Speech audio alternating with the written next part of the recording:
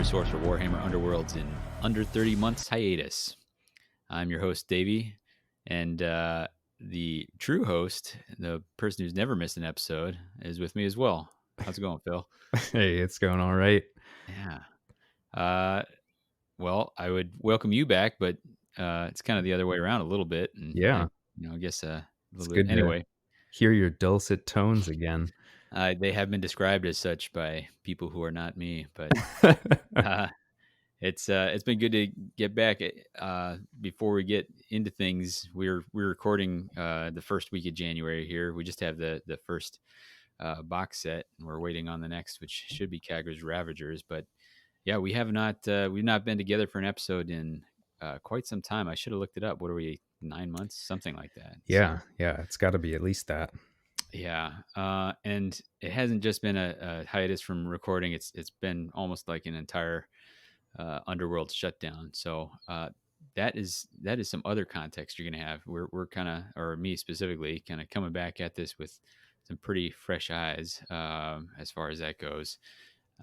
It's kind of neat to be on that end of things. So Yeah, I can imagine that with a new set coming out, it's almost perfect timing to be like, hey, what's this Underworlds thing that everybody's doing? yeah, I mean it was fun. As some of personal responsibilities kind of balanced out a little bit and all that sort of thing, but also seeing the Dire Chasm box come down the line and being real excited about the miniatures and all the new changes and all the great stuff that you and I both love about when that game is in that state of flux. Here it is, and Mm. it's the time to kind of rediscover everything. So, um, but yeah, so today we're going to talk about that Dire Chasm box and about some of the overall big changes that sort of coincided with it. It's going to be kind of broad reaching. There's plenty of blogs and podcasts out there that kind of got in there right as it was happening, and they'll so we're just going to give kind of our take on that. But before we do, we're going to hit some community shout outs here. Something we like to do. Phil, you got anything you wanted to do?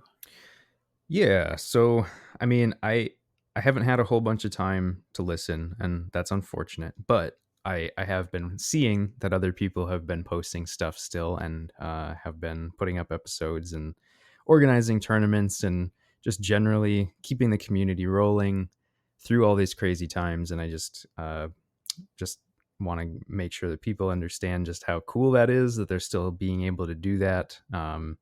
For folks like us who've had to sort of step aside for a while, it's great to know that it's always here, that we can always come back to it, and that there's always people playing online and talking about the game and putting out new content. Mm. So that's just really appreciated. Yeah, I kind of liked coming back and sort of easing. It was a thing where like, oh, I've got enough time where I'll check out a blog. I think it was trying to check out some of the Dire Chasm reviews and that sort of thing, like see some of the card reviews and that sort of thing, and then slowly branching out. So in particular, I wanted to give a nod to No Gets No Glory, who I don't know if I just like match up with Rowan Sweeney's sense of humor or whatever, but like just felt all warm inside reading that article. He's a funny dude. I really appreciate his. My only regret is that he doesn't post more often. So that was pretty enjoyable. And then especially to Underworld's DB, which with all the time off, there were all these new like cool things added to it, like new Yeah. filters and new ways of managing all the new game setups. And in particular, the reason I specifically bring it up is I was playing a webcam game against my brother, and he was trying to build a deck kind of quickly. He had a Hrothgorn deck that he'd liked back a little while ago, but hadn't been able to play in a while. And so what he did is got on there. He dropped, cut all the things that had left because of rotation, but he was a little bit overwhelmed on how to build kind of on short notice. And so he hit that complete the deck automagically button, and it filled it in for him. And he was real happy with the results. Like it's not going to necessarily build you your tournament winning deck, but it was perfect for what we were looking for, which was, get him back on the board quick. Yeah. Uh, and so it was pretty good. We ended up having a great game of it. We had a little dread pageant versus Hrothgorn. Very fun. So Nice. Well, I haven't used that yet, but I've seen it, and it's cool to know that it's slick. I know there's some times where I'm wanting to play with a new faction, and I always, my normal deck building strategy is to just like sit down and then go through all the objectives that I would want to use and then all the ploys. And, and it takes like 2 hours or something. And Yeah. sometimes it's like, you know what? I should just play these guys before I try and think about all the strategies. So Oh, sure. that'd probably be Yeah, a great way to just get a springboard just to try something out before you sink a bunch of sure. time into deck building. Yeah, if you're gonna dive in, get something out of Magic, and then play it, and then see what you like and don't like, and there you go. So, um, anyway, but yes, to your point, thank you to everybody who's creating content out there. I know Path to Glory has put out a ton of stuff in the meantime, and Yeah. so that's been awesome to see that. I have not worked my way through back through everything. It's just comforting to know it's there when I need a break from other inputs. I can go dip my toe in. They did all these warband reviews and go check that out. So uh, that's what's going on with the community. What's going on with you, or what the hex is going on with you? Well, uh, honestly, not a ton. I mean, we've played a few matches online just to Hmm. check out this new box, see what these elves and Slanesh followers are all about. I think it's Hmm. pretty cool. But other than that, I've just slowly been building some Seraphon models and waiting for February. People who want to reference back to the release schedule will know what I'm excited for in that month. You're talking about the roadmap. Yeah, yeah. So roadmap, you got some lizard boys coming our way in February, supposedly, Yeah, assuming everything stays on schedule. sure. Always subject to change, but yeah, you've been eyeing that possibility for I guess since the game came out, more or less, as I recall. Yeah, So pretty much. My two main warband or armies, I guess, in fantasy/Age of Sigmar were Zinch and Seraphon. So I got Zinch pretty early, and they were not great. And so hoping second time around when we get yeah, a faction that I'm excited for, that they'll be pretty good. But could be a war band full of Narvia and Turash. yeah, yes, perfect, just what I wanted. Yeah, Even exactly what I was harder looking for. mode. Um, how about you, Davey? What the hex has been going on with you? I've been doing some delicious organizing. So in the same preparation where my brother was trying to put a deck together, I had built several decks, and then I was like, oh, I actually have to put the cards physically like in sleeves. And apparently, I had left my stuff in a state where you've got like build a deck and then kind of raid it for another deck and then raid that for another deck. And so I think I had like 5 or 6 half built decks around in various states of disrepair. And not only that, but they were like set in random spots in my model room. So when I didn't realize this, but when I went to start building, I was like, I am missing, feels like half my collection. Like, not 100% sure where to start. So was it? I guess it was last night. I sat down, laid out all my card binders, got a big pile of cards around me. It was very zen moment for me of sorting them all away and uh, unsleeving some of the stuff that won't be used in championship. It might still see some use in other formats and such. But Yeah, it was it was very meditative process. Felt good, especially have it all done, have them all squared away. So, I but think Aaron would be very proud of you to have all your cards in the oh. right appropriate places. I thought about sending him pictures, but so um, but that like I said, playing some webcam games with my brother. That was with Dread Pageant. Really liking those guys. I'm excited to talk more about them. I think we split our pageant purifier series about 50-50, and they've been very very different kinds of games how we got Hmm. there. So that's been a ton of fun. That's been motivating. And then I I've started this little project where I thought I'd work my way through all the old war bands, and we'll talk about this more when we talk about rotation. But the short of it was, I was like, well, I'll look at old war bands and just try and put a deck together for them quick, just to see what's out there, and kind of forces you to look through some of the other cards, some of the cards that are still in the universal pool, and re-examine the faction cards that in the past maybe you would have thought, this is not worth it, but now that you have a shallower universal pool, or there's new combos could have been unlocked uh, that is worth taking a look at. And the first one that I landed on that I like, I kind of ran out of steam with Reavers, but built a Steel Hearts that I was pretty kind of curious to try out, and it's had some success. It's pretty fun. Nice. Uh, and maybe the most fun for when you put them down and the other person is like, "What?" You're playing those old, like, decrepit guys Yeah, hanging around they since season 1? yeah, they're lacking some flash and flare with their 3 movement range 1, but, I don't know, it's been kinda fun. I don't think it's a Nice. a world beater, but, it's a fun project to kinda do, and I'd kinda recommend it for anyone who's got some time on their hands if they wanna just, explore the game a little bit that way, but, Cool. um, yeah. So, what do you say we get into the main, episode here? Let's do it. All right. So I say we're talking about dire chasm. Like I said, we're gonna talk about some of the big things, and these are the things that kind of caught our eyes as being particularly significant. So there's going to be a few things that kind of go through the cracks, but they're kind of the ones that really still after that initial rush where everyone was kind of looking at everything. These are the things that kind of were still sparking some conversation for us or that sort of thing. So we're going to talk about some of the new or changed rules, some of the new mechanics we've seen, some of the impact of rotation, a little bit about formats, and then some listeners have asked us for a little bit of speculation. So we'll indulge in a little bit of that too. So, but yeah, we're in the dire chasm season. There's been a few new and changed rules. Support, I think everyone knows about that at this point. Um, Phil, you want to lay it out for us? Yeah. So the basic gist is that previously, when you were trying to figure out whether you had support or not, you needed to have a number of fighters in addition, like above your opponent's supporting fighters, to be able to count supports as successes. So if you wanted one, you'd need one more fighter. Now it's just a flat, do you have X number? You get that many support, facings to count for successes. So, well, getting supports on your attacks is now a lot easier. It's also much easier to get them on defense.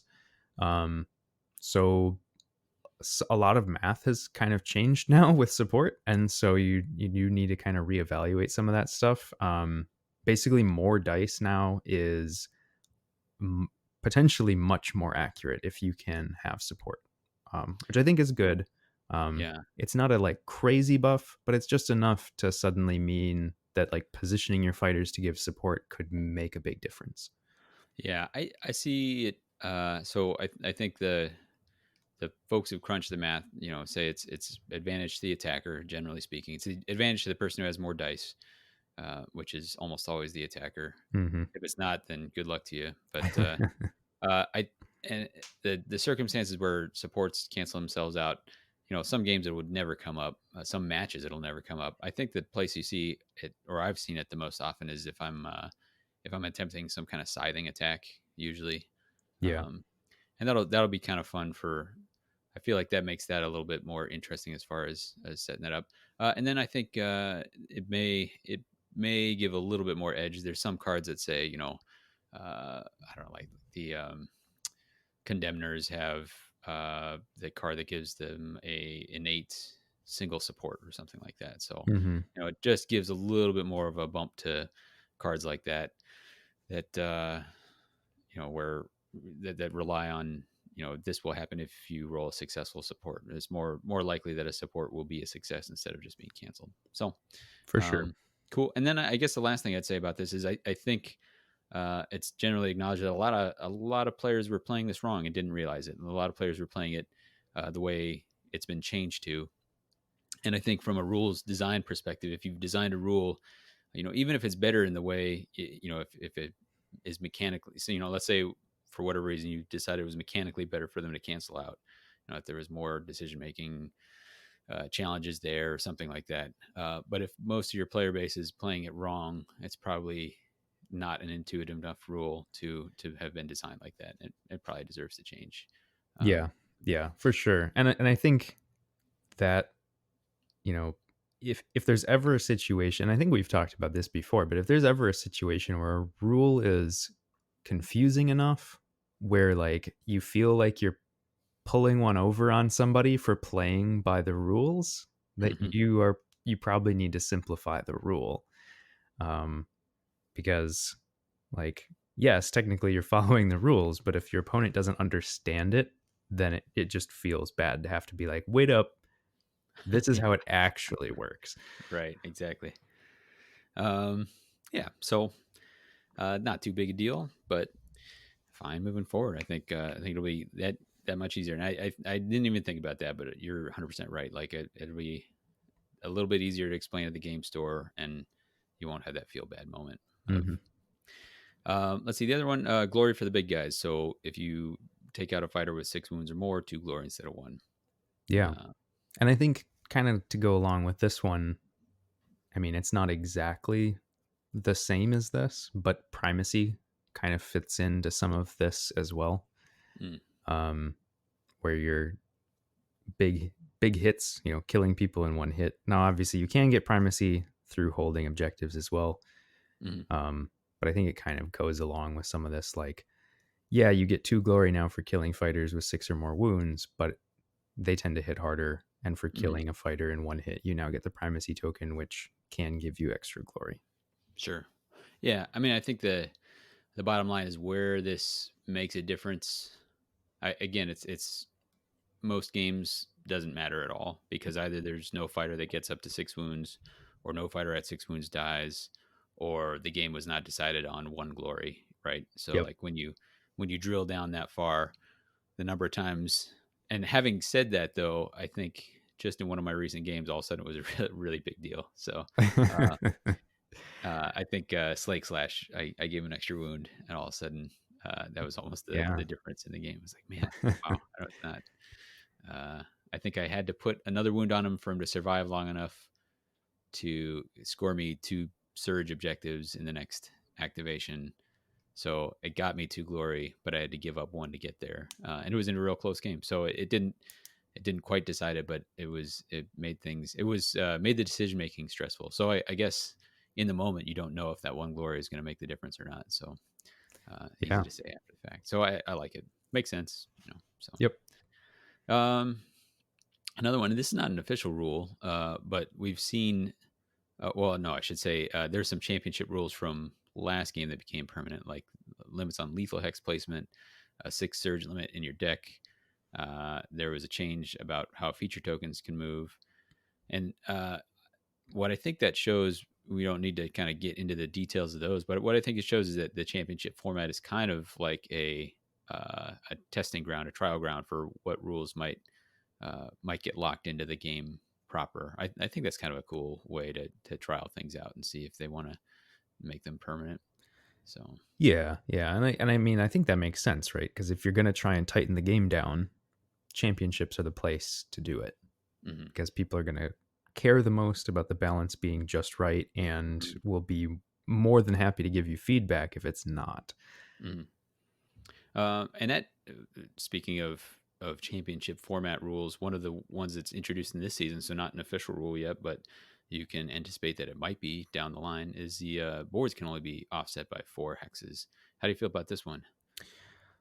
Um, on the face of it, I think it's probably good. I haven't really like played enough or counted out hexes enough yet to figure out how dramatic of a change it's going to be, but um, I think I think there was almost never a time in season 3 where people weren't playing with like max horizontal Hmm. offsets. Hmm. Um, and I have to imagine that along with the support changes, they're probably trying to sort of get people to each other faster. Um, and I think, even those like 2 small rules changes might be enough to start bringing aggro back more. Cause I know aggro has always sort of felt like it was a little bit of feast or famine because there's a I mean, could quibble about whether it's an issue or not, but like the number of end phase objectives that really work for aggro play is often not as great as it Hmm. is for some of the other play styles. Um, And so giving making it easier for them to get into combat might be just enough to sort of start to tip the scales back to being more balanced. Mhm. And so I have to imagine that they're kind of hoping for that. Sure. It might also Well, mean that more people play lengthwise. right. If you see hallway a little more often. Yeah. Sure, could be. I What I like about it, it felt like there were certain, and there's some boards that have rotated out that were particularly egregious for this, but it felt like there were some matchups that it would all of a sudden go, like one side would immediately be favored 80-20 if they managed to get the max offset. And Yeah. this feels like it takes that. I mean, one hex is seems like it's not that much, but we talk about the value of one hex with a sidestep or something. Like it's a big deal, and it just means that there's fewer starting hexes that get really stranded. So Yeah. I can't say that I've had any like one singular moment where I was like, oh man, this is so much better. But it's just been as an opponent that's getting ready to put a board down, I'm worried about the offset. I'm like, oh, okay. Like I don't. Basically, my board selection isn't as fraught as it was before. It's still super important, but I'm not desperately trying to find the board that like, please, is there a board that I don't just lose if he max offsets? So Yeah. um, so I think that's a real positive change. I'm happy to see that, and I'm happy to find out if I'm wrong about it after playing more games. But Definitely. so um, yeah, anything more you want to say about kind of new or updated rules or things that we've seen? I don't think so. I think that's pretty much all the new stuff. If we missed anything, let us know. But I'm pretty sure that's all the new and Yeah, changed rules. there's some there, like you said, there's going to be a few things that may have slipped through the cracks. We're really just kind of hitting the ones that we're most interested in here. So let's talk about some of the new mechanics. That one of Paven was asking us what new mechanics and warbands we're particularly interested in. Like what do we what do we like about what we're seeing, and what do we want to see? Specifically with mechanics, we see the two new ones, brand new ones, are primacy and hunger, right? So Yeah. I think hunger is a little bit quicker one to talk about here. It's a new resource, and right now, to be to be frank, it's not fully developed yet.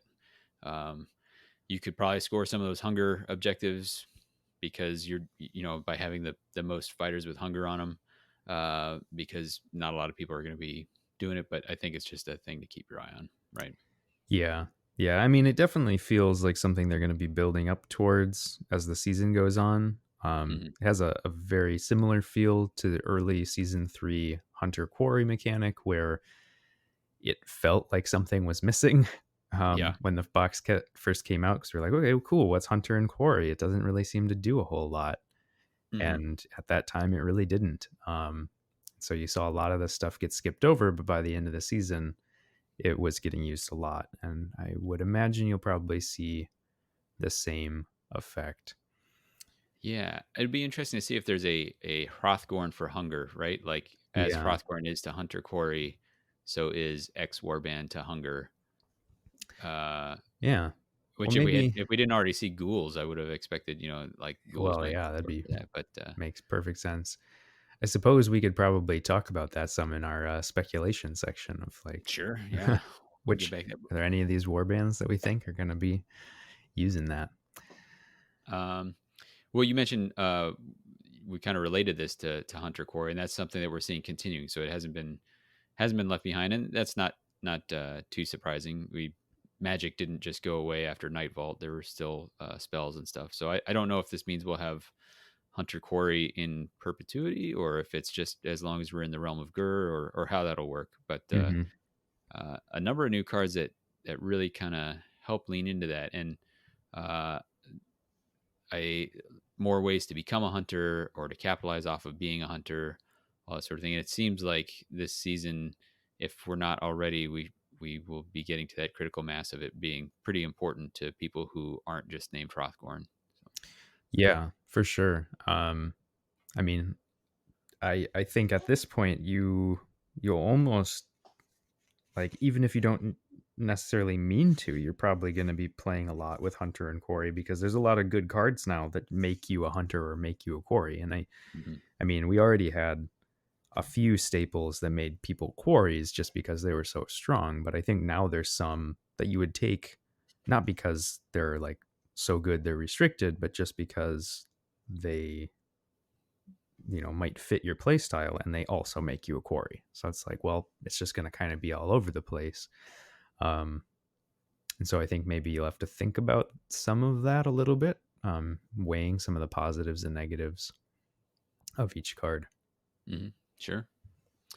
Uh, well, that leaves primacy as a new mechanic. And for those who don't know, primacy is a token that you can earn or steal from the other player.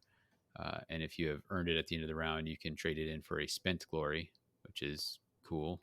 Hmm. Um, so at most, you could earn, if you're not counting objectives that are looking to see if you've picked up primacy or anything like that, at most you could earn 3 unspent glory. But 3 unspent glory is a pretty big deal. Like if you think of it as an end phase objective that is not taking up a spot in your deck, Yeah. that's pretty great. Like if you got to have a stealth 13th objective in your deck or something like that, that didn't occupy a space in your hand. That's a big deal.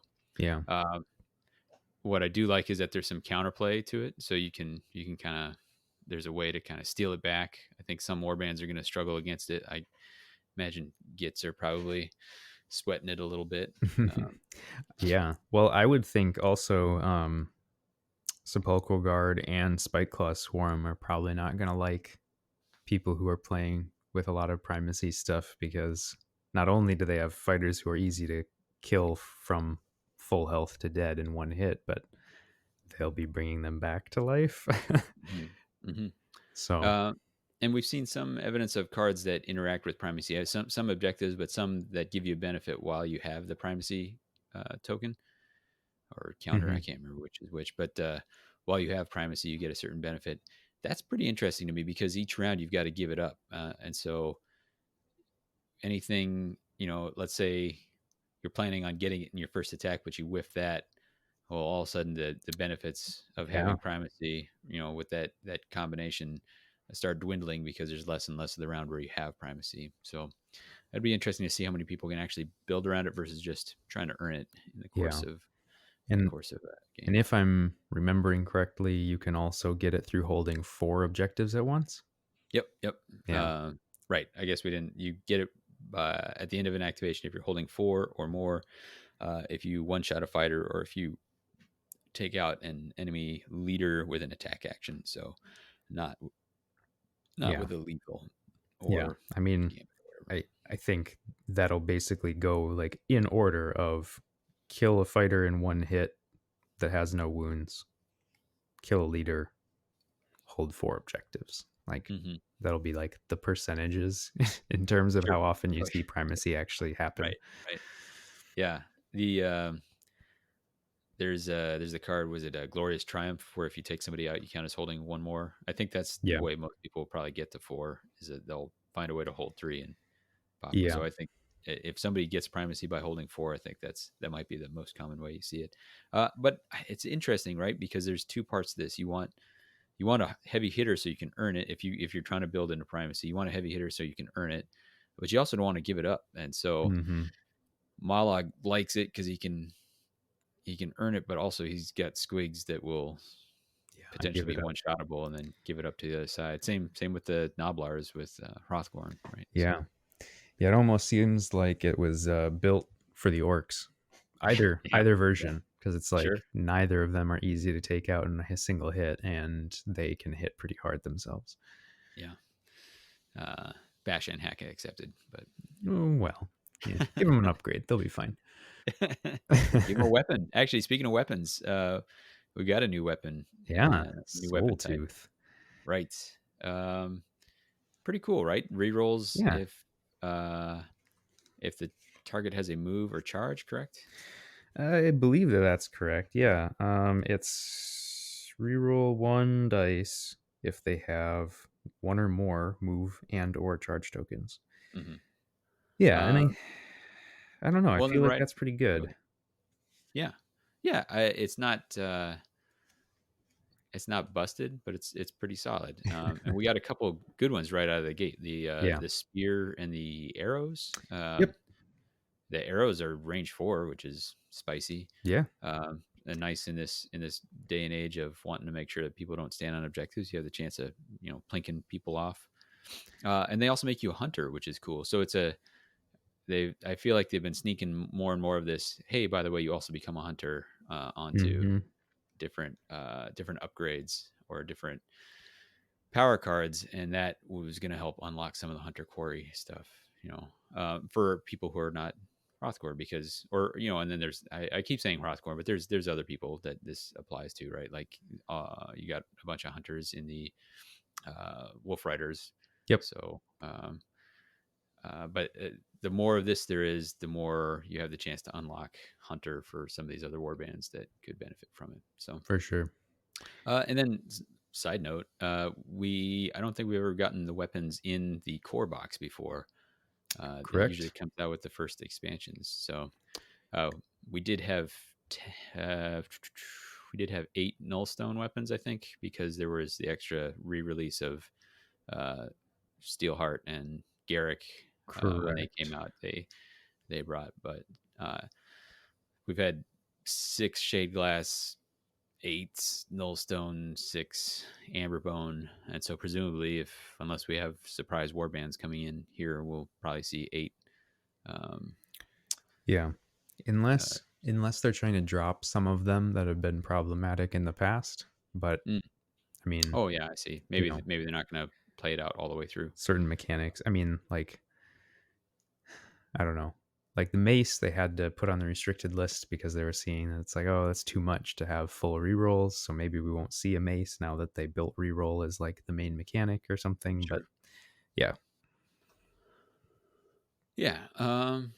Anyway, so I they seem totally fine, totally interesting.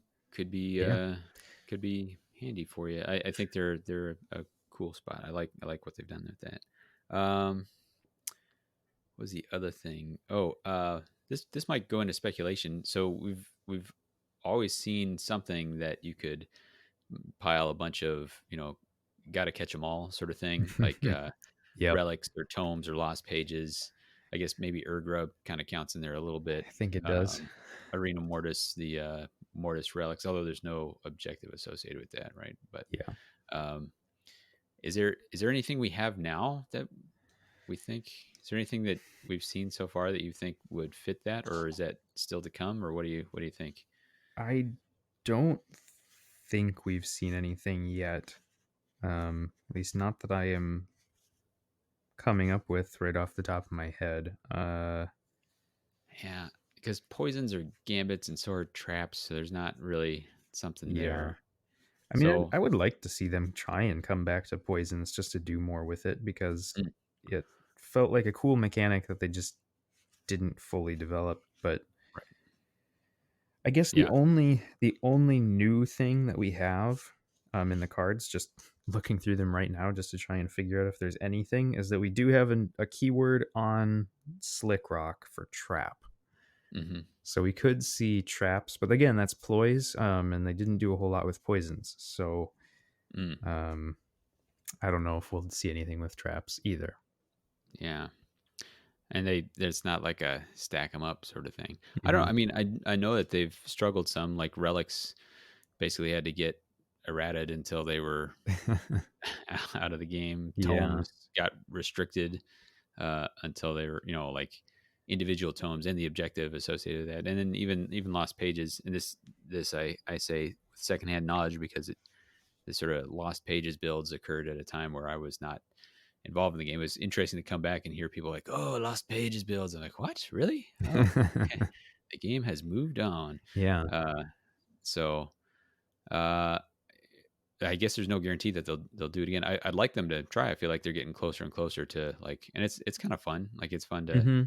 if they get it right. It's kind of a neat way to do it. It's fun. Yeah. I don't know. Like I don't know. Sometimes just it's like getting if you play a uh MMORPG or whatever. You're trying to collect a set or something like that. It has that vibe to me, Yeah, which is yeah. always scratching some kind of an itch for me. So Well, and I don't know. It feels like with the Mortis and the Urgrub that maybe they're starting to sort of hone in that like don't have glory tied to the number of upgrades or the actual upgrades themselves. Have it tied to like some separate outside thing because mm, if it's an objective that you score that just gives a flat amount when you have all of the stuff on, that then there's like a whole timing thing that you have to figure out, but then also you're not getting anything if you don't have it come up in the right, like if someone with your Urgrubs dies before you draw the actual upgrade or the objective, yeah, then you didn't really gain a whole lot out of it, except that I guess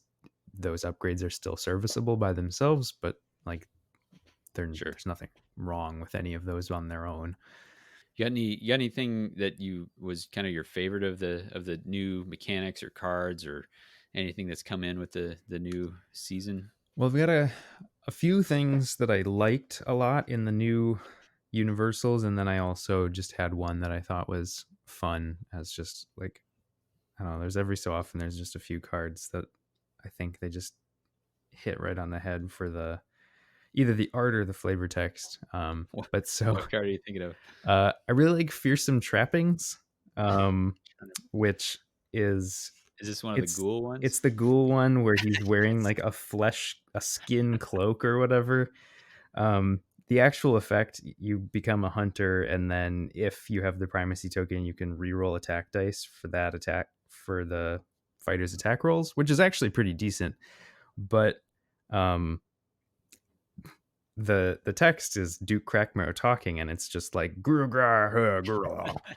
And then they have it in quotes translation. Have you ever seen such noble regalia? And it's just like, oh yes, you got it, guys. Do more stuff like that because it's perfect. Uh, Definitely by far the favorite thing about the ghouls is the whole delusion thing. Yeah, Like yeah, it turns them into some kind of fun down low. for sure. But in terms of like an actual serious like thing that I like in these new cards, I guess not specific cards, but just more generally, there's a number of new cards that give a good bonus, but they have a like a minus to go along with it. And so Hmm. it's a nice way of just balancing some of these cards. So it's like I think the Savage upgrades where you can have, it gives you a bonus, but then you like lose a defense die or something. Sure. And it's like, Yeah. yeah, okay, make you think about whether that's worth it in your deck or not. How about you? Do you have any Uh, favorite new cards? I also tag the Savage upgrades. I just thought they were super. They're cool because the pro con that you're talking about, they also give Hunter, right? Mhm. Yep. So adding Hunter as like a side benefit of a card that you might already take, I think is pretty cool. It's like this, maybe it bumps the card's utility up by like 2% or something like that. I like that little incremental bump, and then I like with these ones where it gives a bonus, but -1 defense dice. Well, immediately you can look at certain warbands. Are like, yeah, they, like Reavers, happy with both those. They don't care. Yeah. They only have one defense dice anyway. Like, so they basically have no downside. So it benefits a warband like that. And then it hurts.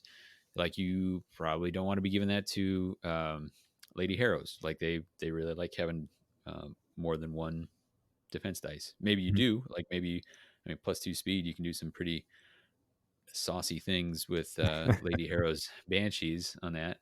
But you definitely take a penalty on it. So I really like what they've done there, and I'm with you on that.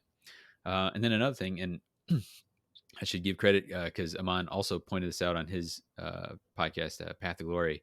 I was when he brought this up, I was like pumping my fist in the air. I was out on a run, but I was like kind of cheering to myself here. He called out, and I really enjoyed seeing all the old fighters showing up on the art on the Universals in Dire Chasm. Yeah. Like, there's Reavers, and there's all these different fight. I was like, yeah, they're still part of the game. Like, they're not forgotten. They're still part of this, and you Everybody know, loves uh, them. yeah, it was just fun. I wonder if players who are just joining are like, who are these dudes and like what is this all about? But for people who've been playing it for a while, it was fun to have that little callback, kind of warmed my heart a little bit to see All the sick shoulder charging Mollig in the yeah. jaw. Oh, So yeah. So good. So good. yes. So yeah, that was some of the things I particularly enjoyed about it.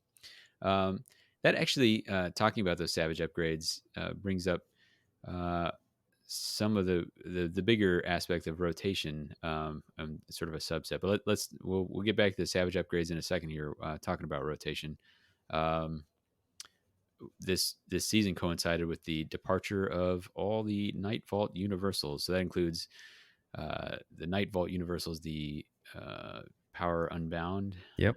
Universals, and also some boards in there too. But I did the math on this, right? Mhm. Uh, 303 cards rotated out, 32 cards rotated in. Interestingly, this is because there were usually what basically we got 96 cards in the Dire Chasm box. And so we actually got more universals than we normally do. Anyway, but the Mhm. net is that we went from a card pool of 557 down to 254, which after having done a whole bunch of spreadsheet math to try and figure out exactly, I realized that my initial estimate of like, yeah, I think we're probably about half. I spent a long time punching numbers in a spreadsheet to find out that we had half of the cards. So, But now you know. um, yeah, now I've confirmed my hypothesis. Uh, so right, so we rotated, but it's a little well, it's a mixed bag, right? So normally what we've seen from Nightvault and Beastgrave is a bunch of reprints. You see Annihilation again, you see Supremacy Yeah. again, you see Yeah. Hold 1 through 5, Great Strength, Great Fortitude, all that. Those are not taking up any space in this box. So as a veteran player, that's exciting because we've got new toys to play with right out of the gate. Uh, 32 brand new cards, brand new universals in the box to build with. So, and then even for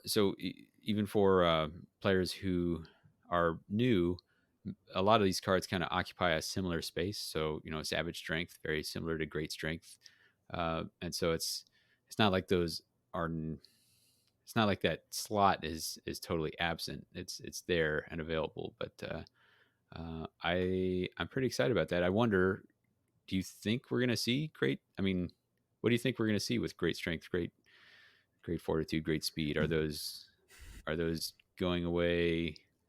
What happens next I season, right? Yeah, yeah. I'd be surprised if we see them go away forever. Mm-hmm. Um, although we might see hold objectives 1 through 5 just go away. Mm-hmm. Um, I think we can pretty definitively say that it's probably not worth it as an end phase objective to try and score those. Mm-hmm. So we might see those rotate out altogether because they've realized there are a lot of cards in a set and they don't really add a whole lot to the game. But I think great strength, great fortitude, and great speed all have like they're very generic, but they're all very good.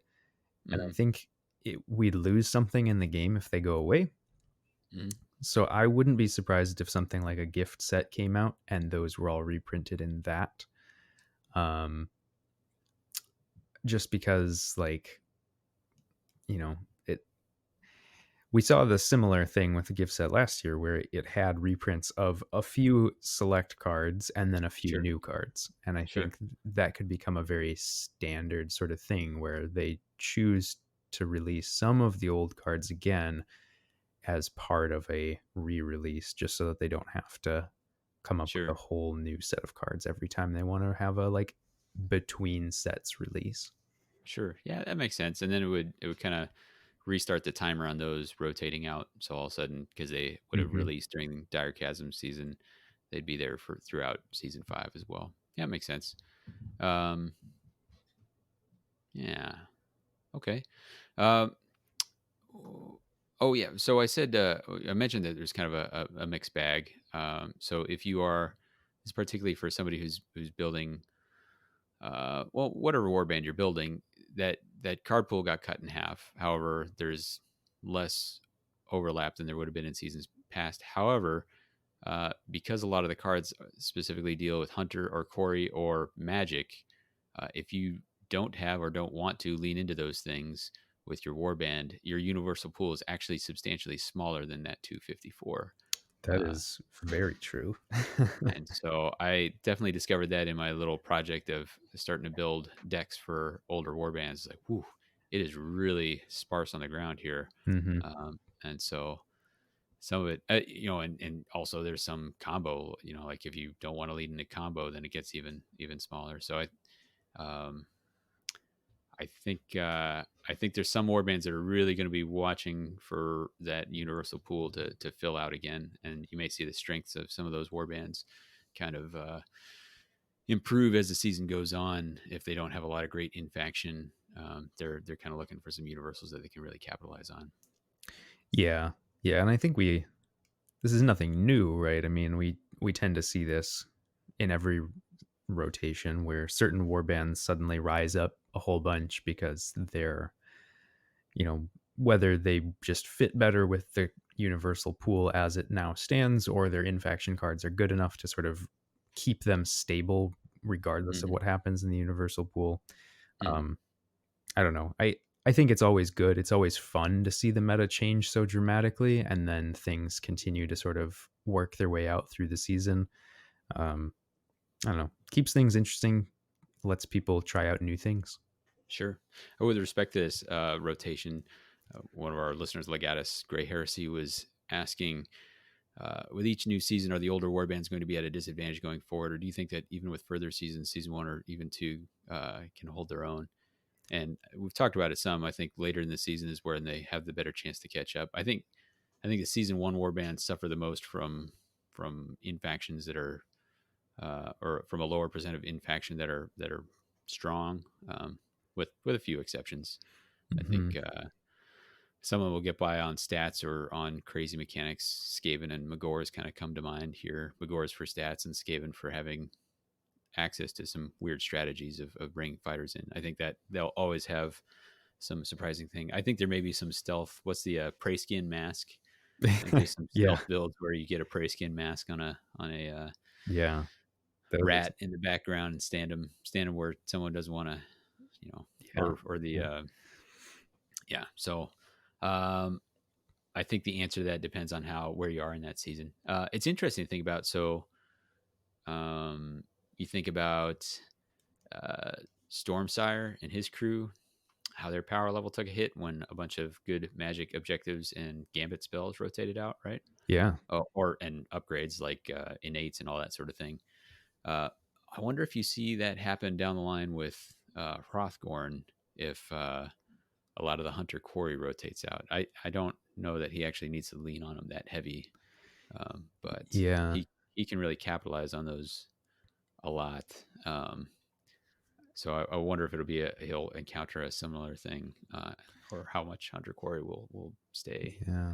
I mean, I'm sure he will feel maybe like he gets the same kind of hit, but I think it just means you have to play him differently. Yeah, I think like Malog, he's probably always going to be strong, just based on his stats. Like, just because he's a big guy in this game, and yeah, he's always scary. He can always hit hard. He's actually fast, unlike Malog. Um, so I don't know. I mean, I don't know. This is probably too much of a tangent to really get into here, but like Malog is still a problem only because he was ever errated to work, differently than his sure, raw. So I yeah, don't know. We don't need to go down that rabbit hole, but it is funny that like there's certain changes that things could even still change down the line, that like certain war bands can get buffed either through errata or I guess like Sepulchral Guard with a set that's not really necessarily beneficial to anybody but them, um, yeah, as like a side buff that's like, oh, by the way, Sepulchral Guard, here's like 10 new really good cards that only work for you. sure, yeah. That's also a good point to bring up because that was kind of a weird spot to. I mean, like the cards, but also an updated fighter card. Like it was clear that they're willing to like okay, like we'll use this sort of side project to also coincidentally kind of give a little bump to someone. So it'd be interesting to see if any other warbands get that treatment or anything down the line. Yeah. Any more thoughts on rotation there? I don't think so. I think Okay. we covered a lot, and I think there's plenty to cover there. Yeah. Let's see. I guess I there's so now there another thing we want to talk about was formats. There's a number of new ones. We don't need to kind of break down all the details of each of them. Um, Suffice to say, there are many formats now. Some of the noteworthy ones is that Arena Mortis has been formalized as an official play format. Yeah. Um, so it'd be interesting. I'm actually due to play my brother and his uh, friend out on their island. I sent them for Christmas Arena Mortis, and we're going to try and play a webcam game of it because there's always two of them, so it's kind of fun to try and get a 3-player in. So we'll see how that plays out. But I've actually yet to play, so maybe we'll report back on the next one. Cool. Um, but then, I mean, on the surface, to me, it looks like kind of a cool way to be able to play with an odd number of players or uh, have a multiplayer where everyone's involved. I've had a mixed experience with multiplayer of the core game in the past, so um, it seems like they're committed to it. I wonder if we're going to see like a gift pack for Arena Mortis or something like that down the line. How that'll plug in. Yeah. I mean, I think in some ways that might have to depend on how well it takes. I think Sure, right. at least initially, I think there was some concern that Arena Mortis was kind of just a for fun sort of thing that like yeah, whatever, like we know it's not balanced, but we're just going to do this for fun. Um but now that it's like an official format, I feel like maybe they'll try and push it more for maybe like Mm. off days on tournaments weekends or something to be like, "Oh yeah, and we're going to have a, Arena Mortis tournament going on as well." Yeah, I mean, I'd do that. And when Yeah. I inevitably don't make the cut, I'd be happy to, throw down with some other people and just enjoy the company of some cool players. Yeah. So yeah, so it'd be. I think they've made themselves. I think they've set themselves up a pretty difficult road with that, where they're allowing those cards in the main game as well. So you have to basically every card they make for Arena Mortis, they have to balance in both In formats. I championship, mean, yeah. Yeah, I yeah, think like that could that be seems super challenging. yeah. But I'm here for um, it though. yeah, sure. And then the more interesting to me, I think, is the Vanguard format, and this is basically warbands and cards from the current season. And I think it's just a easy way to sort of shorthand.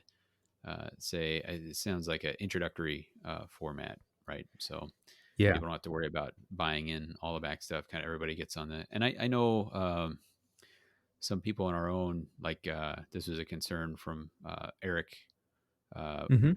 He felt like the only way to be competitive was to buy everything, and he was kind of turned off by that. But you could do Vanguard events where everyone could kind of get in and get their games, and I think that's cool. I think that's a seems like a viable option. Doesn't seem particularly interesting with this early in the season where it's just two war bands and Yeah. uh, Yeah, but and I I guess think go it ahead. so is I guess since you mentioned it, is that so it's only the war bands as well, or is it just the universal pool is just It's the only the current war set? bands. I feel like there's a custom format in there where you let anyone bring, let people bring any war band, but just the current season universals. I think would Yeah. be another way.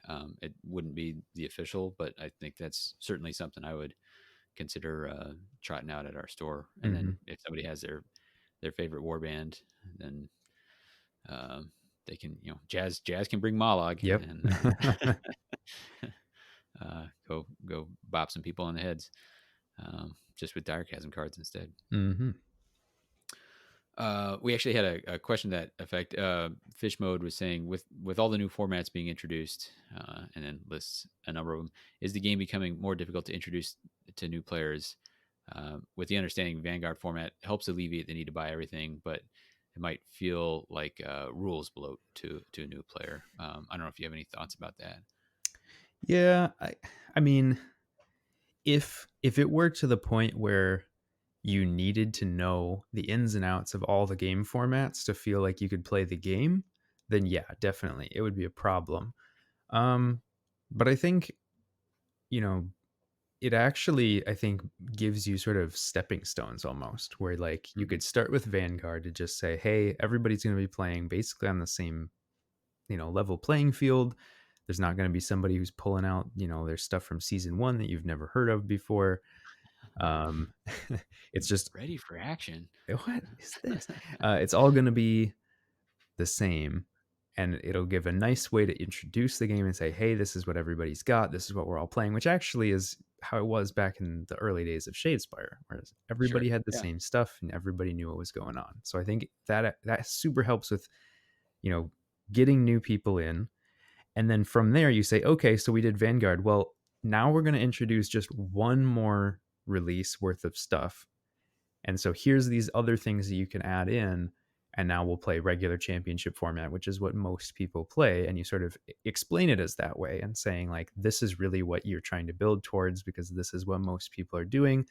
And by the Mhm. time you've worked through your Vanguard games, you probably have a good handle enough that playing championship won't feel intimidating anymore. Mhm. And from there, whether or not you even want to worry about Arena Mortis or Relic, is Right. entirely up to you, because I don't think they'll be as popular. So it'll be Yeah. more like, do you want to branch out more? Go ahead. Do you Do want you to want to go go more? through the Yeah. teeth pulling experience of playing Relic? Oh, Uh, man. I get, like, a stress reaction just thinking about trying to build a deck for Relic. Like, yeah, that's it's like, what, like 2,000 cards or something that you can build from. it's an awful lot of card. Right, exactly, and, and just some absurd combinations that have not, Oh man. can't even conceive of at Well, this and point. like, I don't know. Like, how would you do cut down with Relic? I don't know. We don't need I to don't get into know. that. That's too Yeah, much. But for sure. Um, yeah, well, I saw, yeah, like you said, we don't need to get into it, so they, the 15, you have to have 15 objectives, so somebody I can't even, it's just so far beyond me, beyond my ability to comprehend, like, yeah, impossible geometries, sort of, elder gods sort of thing that, I can't wrap my head around yeah. anyway.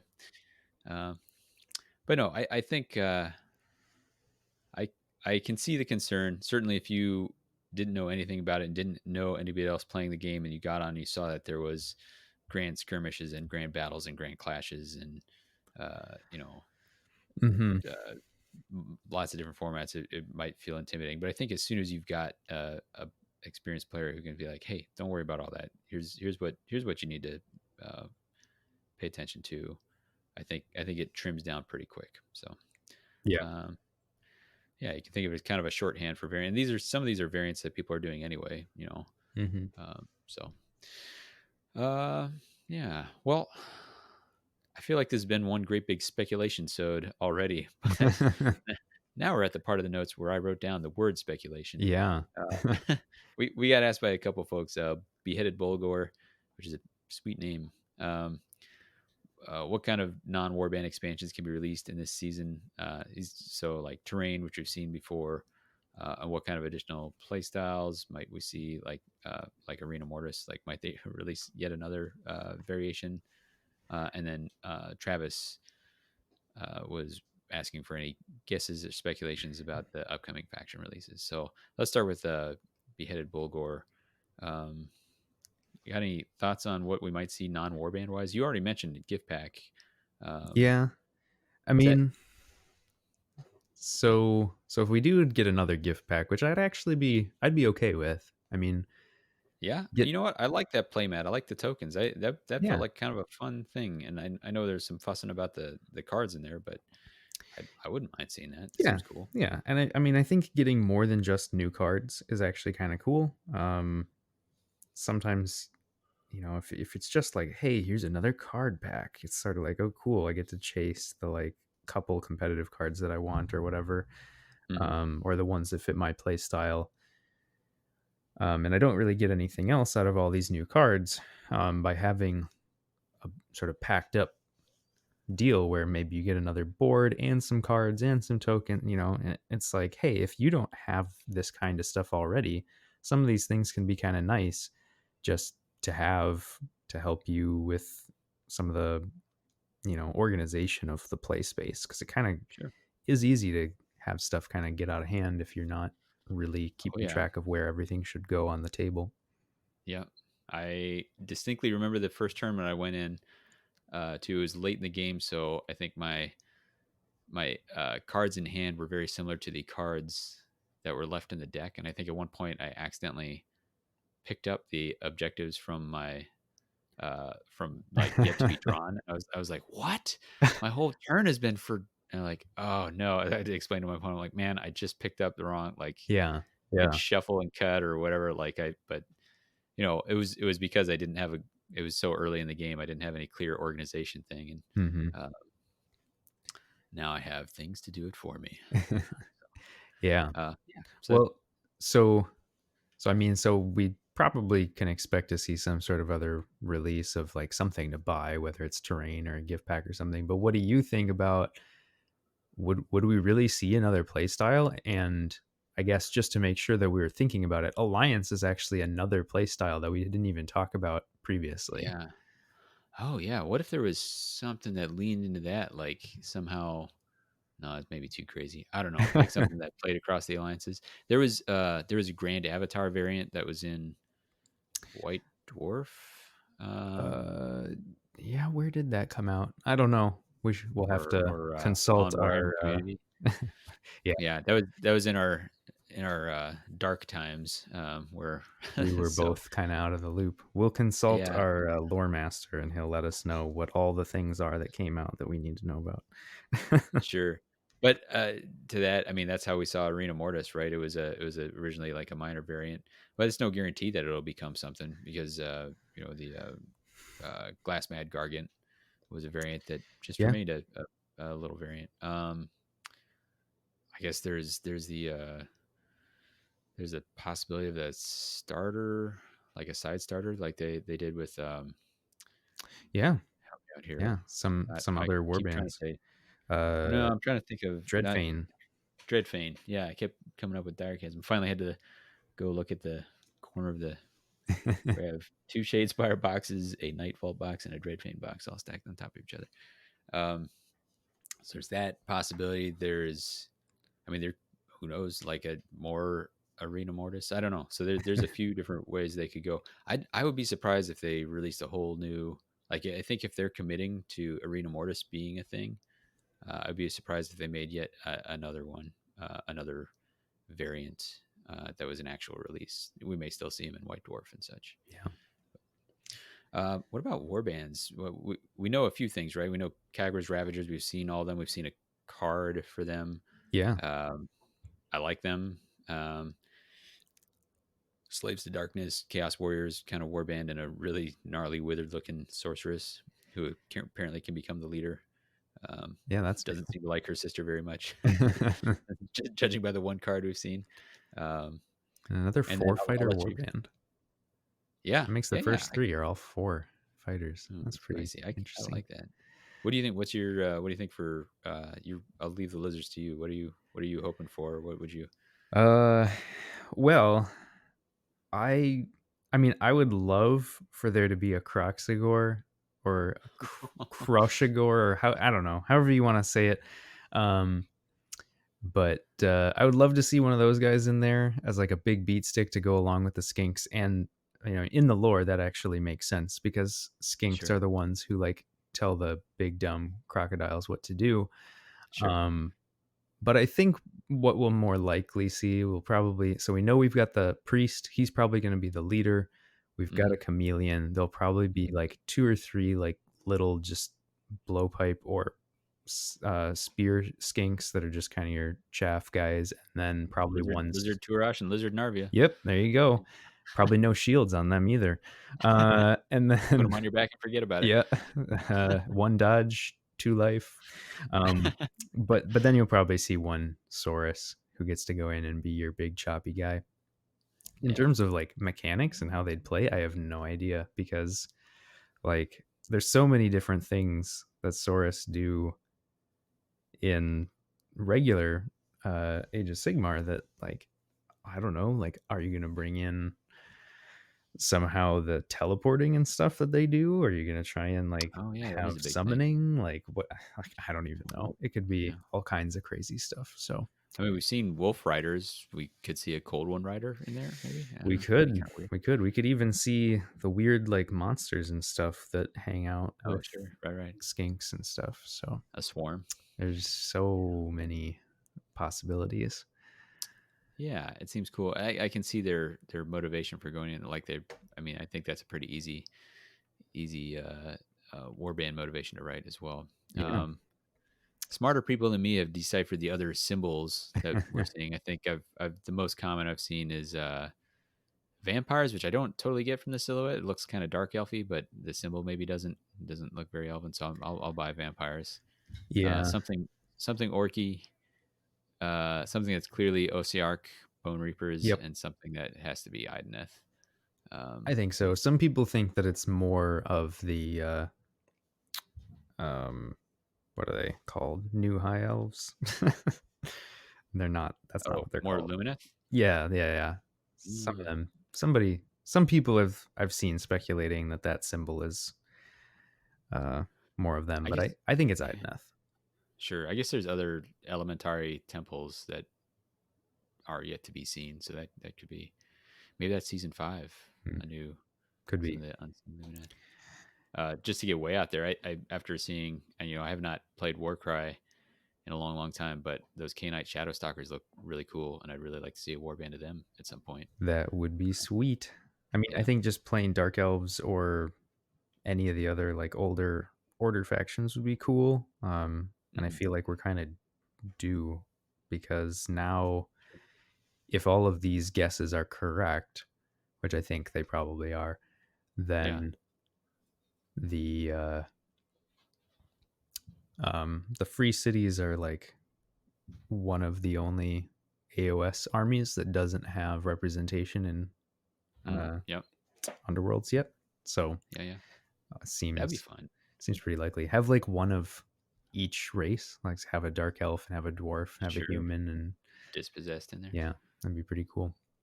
Yeah, I agree. Yeah, Um, Call back to earlier in the episode. We mentioned speculating on who, if there was a uh, Hrothgorn but Hunger, who would that be?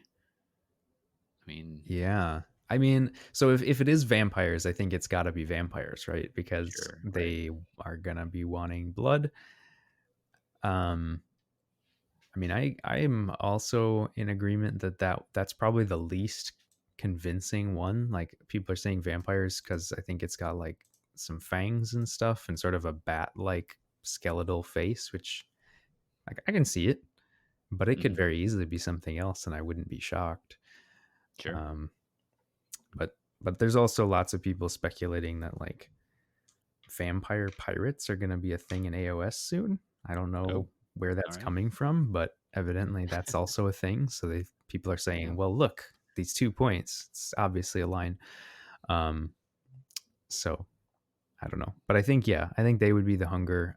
I guess you could also have it for bone splitters, but I think it's maybe less likely. Mm, Just sure. but because I don't know, their whole thing is wanting to kill big stuff, not necessarily Oh yeah, eating. maybe they're the warband that brings Hrothgorn and Mollog in check.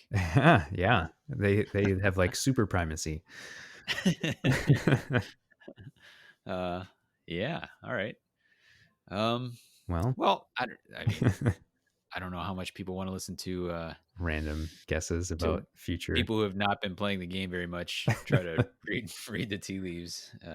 But Well, so I think we'll wrap that up there. sure. Is there anything you want to talk about this season that we haven't hit yet? Well, I think for just the starter box for just general overview, no, I think we're good. We talked all about a whole bunch of Yeah, stuff. But I am excited to talk the factions yeah, with you coming up here at some point. I again had a lot of fun with them. I really like I really like DIER KASM so far. yeah, Been very fun. So some of that is just being happy to be back and playing the game a little bit too. So Definitely a good feeling. sure. It'll be an Um, even better feeling when we can play games in person again. oh yeah, right. Yes, all the stuff that I definitely painted with all this Oh, yeah. isolation Well, time. haven't exactly had a ton of free time, but, No, no. But I do need. I've got. Yeah, yeah. I've got some. I'm excited to get some paint on these dread pageant. So we'll see. Nice. Um, but that will move us to the outro, I think. So, thanks very much for listening. I'm sorry we haven't been there. We're very glad to have you back, listening. Thank you for your patience, and thank you. Actually, a big thank you. A number of people reached out during our downtime just to kind of check in, make sure we're doing okay. And I really uh, I was kind of touched by that. I really appreciate that from various people if I popped in or all that sort of thing. So that was very cool Yeah. of you, and you know who you are, and it's much appreciated. Thanks also to the people who are still on the Patreon. We have a Patreon for the Mortal Realms network, and we've had some people who've persisted to give to our network in the meantime, and that's been very much appreciated too. You can get in touch with us. We are on Twitter at WTHcast or whatthehexcast at gmail.com. You can go to themortalrealms.com to check out all of our stuff. There's some apparel available there if you want. If you want to check out, if you're a Warcry aficionado or you want to dip your toe in, we got some cool cats doing Dogs of Warcry over there. They're still producing content. There's been some AOS background stuff if you want to just uh, figure out what's you know kind of if this is your only exposure to the background of AOS is this game and you want to know more. Check it out. If you're Max, you could learn that Beastgrave is a mountain that way. So, um, yeah. So once again, thanks to all of you. I hope you're staying safe. Hope you're doing well out there. And we'd love to hear from you. We're happy to be back. We can't make any promises about frequency or anything like that. But again, our planned next stuff is going to be some of that Dread Pageant and Purifiers coverage. Phil, any last words? No, I think that covers it very well. Very well All right. said. All right. Our recommended listening for this episode is War Inside Me, Benjamin Todd. For What the Heck, Simon Davey. And this is Phil.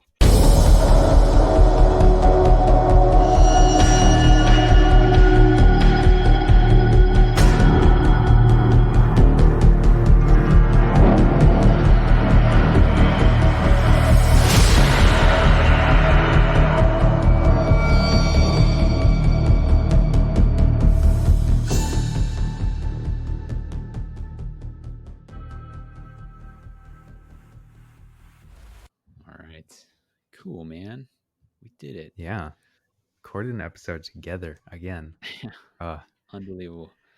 I still have the remnants of this game that I played here. At one point, it had Slake Slash squaring off against Quiv. Slake Slash is a really tall model. It's kind of a hilarious matchup here.